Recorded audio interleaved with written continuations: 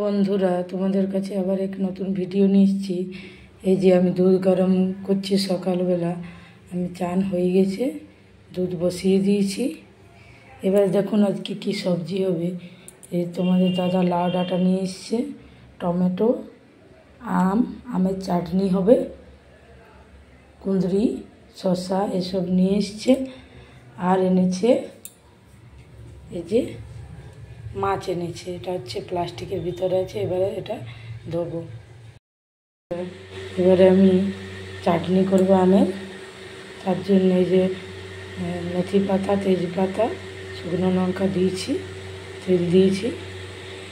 এবারে আমটা দিয়ে দেবো। এবারে আমটা দিয়ে দিয়েছি। এবারে দিয়ে দেবো হলুদ গুঁড়ো। এবারে দিয়ে দেবো নুন। গুঁড়োটাকে ভালো করে নাড়বো।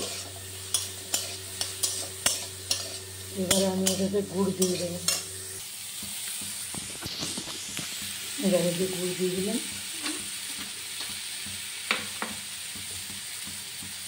আর একটু গুঁড়ো দিয়ে দিলাম।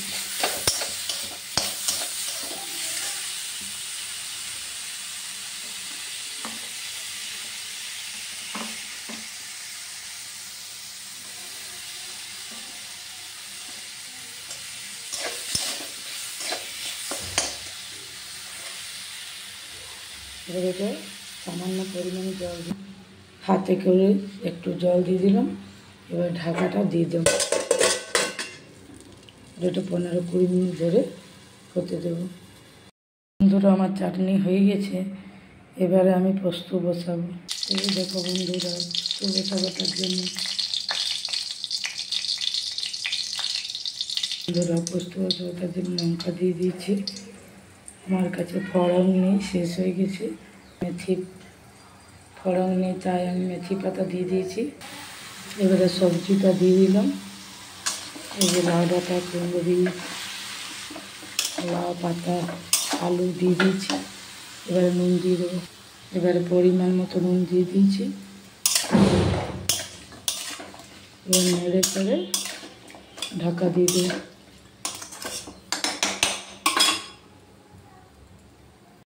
বন্ধুরা, এই যে পোস্তটা হয়ে গেছে। এবারে কুঁদরি আলু ভাজা হচ্ছে। দেখো বন্ধুরা, আমার কুঁদরি ভাজা হয়ে গেছে। মাছটা ভেজে রেখেছি, এবার রান্না করব। এই যে তেলের কড়াই বসানো আছে, আমি এটা মাছ পোস্ত করব। মাছের যে তেলটা বেড়েছে, এটাতেই আমি পোস্তটা করে নেব। এই যে ফড়ং দিয়েছি, লঙ্কা দিয়েছি। এবার আমি বিলাতি কোচানো দিয়ে দেবো।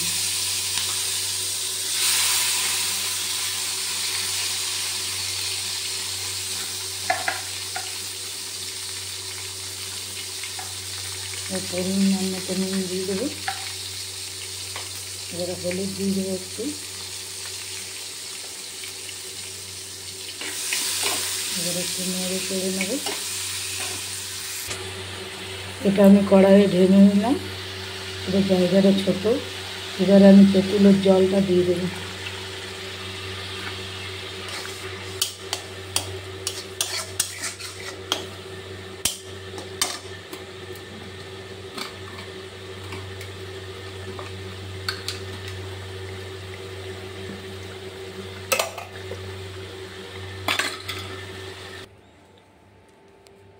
এই যে বন্ধুরা, পোস্ত পেঁয়াজ বাটা দিয়ে নামিয়ে দিয়েছি। তাহলে আমার মাছ পোস্ত রেডি হয়ে গেল।